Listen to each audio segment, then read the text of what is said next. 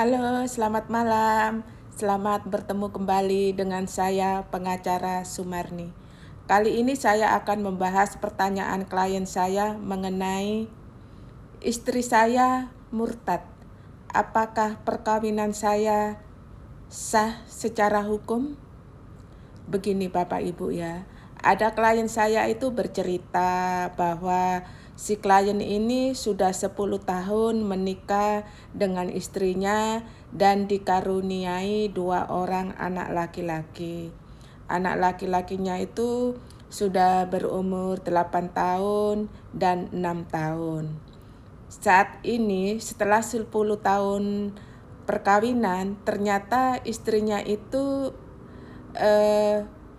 keluar dari agama Islam. Jadi istrinya itu dulu non-Islam, kemudian mu'alaf menjadi Islam pada saat menikah. Tapi setelah 10 tahun menikah, tiba-tiba istrinya itu kembali ke agama yang dulu. Jadi istrinya itu murtad. Jadi si klien itu bertanya, bagaimana status pernikahan saya? Apakah pernikahan saya itu masih sah secara hukum? Begini Bapak Ibu ya, kalau dari sisi hukum Islam, seorang istri yang murtad itu perkawinannya batal demi hukum. Jadi perkawinan tersebut dianggap sudah selesai dan tidak ada. Itu secara hukum Islam. Tapi secara hukum negara sesuai pasal 38 Undang-Undang Perkawinan, maka perceraian itu dilakukan dengan 3 cara. Salah satunya adalah kematian dan adanya putusan pengadilan yang menyatakan bahwa perceraian itu telah putus.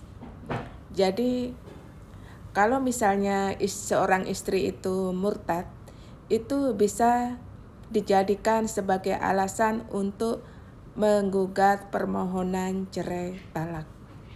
Jadi si suami bisa mengajukan permohonan cerai ke pengadilan agama dengan alasan fasaq. Jadi alasannya istri keluar dari agama Islam. Dan itu memang diperbolehkan oleh undang-undang.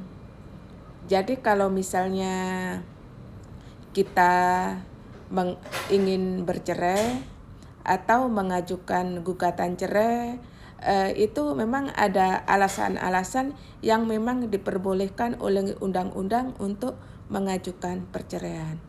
Salah satu alasan untuk mengajukan perceraian ya fasaq, yaitu keluar dari agama Islam. Kemudian ada alasan misalnya salah satu pihak penjina, penjudi, pemabuk, pemboros, itu bisa jadikan alasan untuk mengajukan cerai. Atau misalnya suami atau istrinya dihukum penjara yang hukumannya di atas 5 tahun. Itu juga alasan untuk mengajukan perceraian. Terus bisa juga karena alasan penganiayaan berat sehingga menyebabkan penganiayaan berat yang kekejaman yang berat yang menyebabkan bahaya buat salah satu pihak, yang membahayakan nyawa salah satu pihak. Itu juga alasan untuk bercerai. Atau misalnya istrinya kabur selama 2 tahun berturut-turut nggak pernah balik.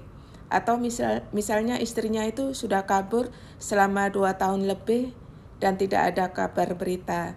Itu bisa juga menjadi alasan untuk bercerai.